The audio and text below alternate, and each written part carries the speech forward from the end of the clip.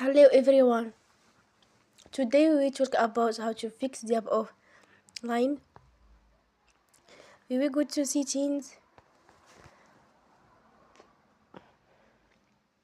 Then we click on apps. After that you will search the app line and you will click. Then you will on for stop.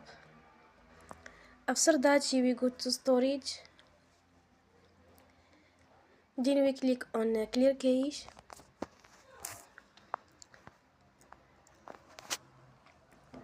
In the end, you will turn off your Wi-Fi and you will turn again. Don't forget to support us by like and subscribe. See you next time and thank you for watching.